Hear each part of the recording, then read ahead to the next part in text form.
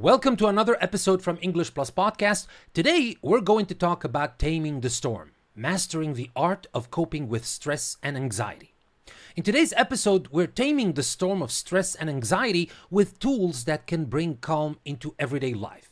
From box breathing and endorphins to setting boundaries and practicing mindfulness, we'll explore how these words and techniques can transform how we cope with pressure. So stick around as we uncover simple shifts that could make all the difference. And don't forget, we're going to talk about a lot of vocabulary words in context. So we're going to learn about something very useful, and we're going to learn some vocabulary as well that we can add to our vocabulary bank. So, why is it that some days feel like smooth sailing while others feel like you're drowning in a sea of stress? And how is it that some people seem to glide through anxious moments while others get trapped in a loop of worry? Is there a secret formula to staying calm when life throws curveballs? Or is managing stress just an endless game of trial and error? Today we're going to dive deep into the ways we can not just survive stress and anxiety, but thrive in spite of them. In this episode, we're talking about stress and anxiety, not just the heavy stuff, but the small, sneaky ways these feelings show up in daily life. And more importantly, we'll explore some of the most effective ways to cope with them. So stick with me because there are strategies here that could change the way you handle pressure. Stress and anxiety have a lot in common, sure, but they're not quite the same thing. Stress usually comes from external pressures. A deadline at work, an argument with someone close, or juggling too many responsibilities. Anxiety, on the other hand, has a tendency to come from within. It's the lingering what-if thoughts, the gnawing feeling that something might go wrong even when nothing's happened yet. Both can affect our mental and physical health if we let them build up, so finding ways to manage them is essential. So, what works? Let's start with breathing techniques. Sounds simple, right? That's because it is. Stress puts your body on high alert, triggering your fight or flight response. Deep, slow breaths tell your brain it's okay to relax. One technique is called box breathing. You inhale for 4 counts, hold your breath for 4 counts, exhale for 4, and then hold again for 4. It's like hitting the reset button on your nervous system. Try it next time you feel overwhelmed. You might be surprised how quickly it helps. Another strategy is movement. Physical activity is like magic for stress and anxiety. It doesn't have to be an intense workout. Even a walk around the block or a quick stretch session can release endorphins, those feel-good chemicals your brain loves. And here's the best part. When you move your body, it helps shift your mind out of overthinking mode. It's one of the simplest ways to break free from that spiral of anxious thoughts. Then there's the power of gratitude. Now, I know this one might sound cliche, but bear with me, please. Because when you intentionally focus on what's going well in your life, it rewires your brain to spot the positives more often. Keeping a gratitude journal where you jot down a few good things each day, no matter how small, can shift your perspective over time. It doesn't magically erase stress, but it gives you a mental anchor, something positive to hold on to when things get tough. Another underrated method is setting boundaries. A lot of stress comes from overcommitting. What does that mean? Saying yes to every request, trying to meet everyone's expectations, or spending too much time on social media. Learning to say no isn't selfish, it's necessary. Think of it this way. Every time you say yes to something you don't really want to do, you're saying no to time and energy for yourself. And that can quickly lead to burnout. So, practice setting small boundaries. Start by saying no to one thing this week that doesn't serve you. And that's not everything. Let's talk about talking it out. Whether it's with a friend, a family member, or a professional, expressing what's on your mind is incredibly powerful. Stress and anxiety feed off isolation, and sharing your thoughts can help lighten the load.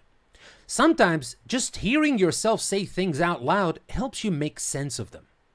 And if talking isn't your thing, try writing. Journaling can be a private way to sort through emotions without judgment. One more tool you might not expect is mindfulness. Well, this isn't about clearing your mind or sitting cross-legged on a mountaintop. It's simply about being fully present in the moment, even when that moment is uncomfortable. When stress or anxiety hits, instead of fighting it, try noticing what's happening. What thoughts are popping up? How your body feels. This kind of mindful awareness can stop the cycle of resistance, which often makes anxiety worse. So, what's the takeaway from all of this?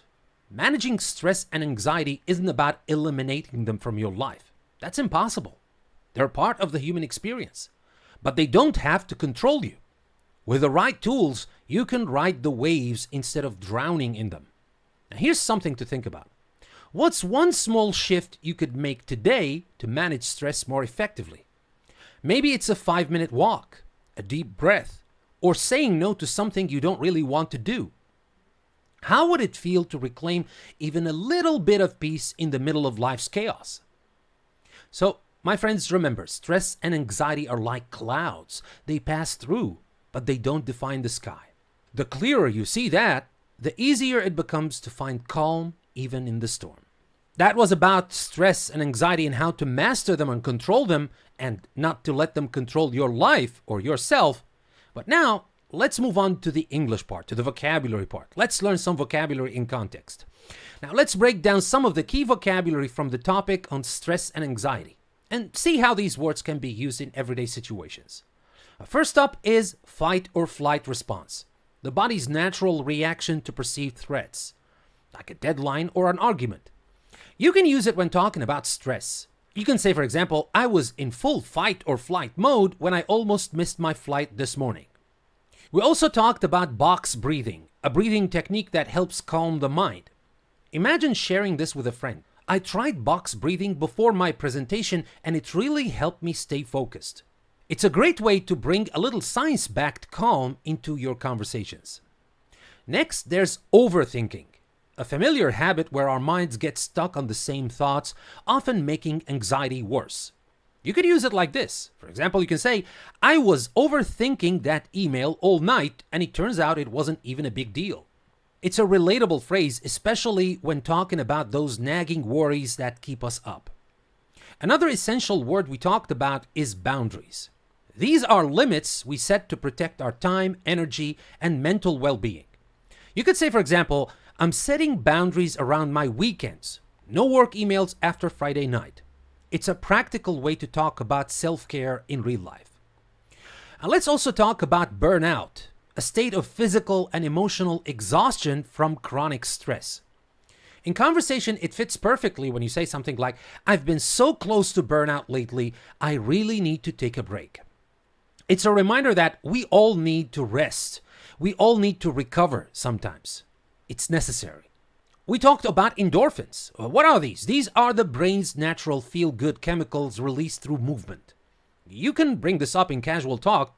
You can say, for example, I always feel better after a walk. It's those endorphins kicking in. It's a way to explain why physical activity helps lift your mood. And then there's the idea of gratitude journaling. It's a simple practice of writing down things you're thankful for. In conversation, you could say something like, I've started a gratitude journal and it really helps shift my focus when I'm stressed. It's an easy way to encourage positive habits. We also touched on mindfulness, the practice of being present in the moment. You could mention it like this. You could say, I've been trying mindfulness lately, just noticing my thoughts instead of fighting them. It's a helpful phrase when discussing ways to handle stress. And there's the phrase mental anchor. And this one refers to something positive you hold on to during tough times.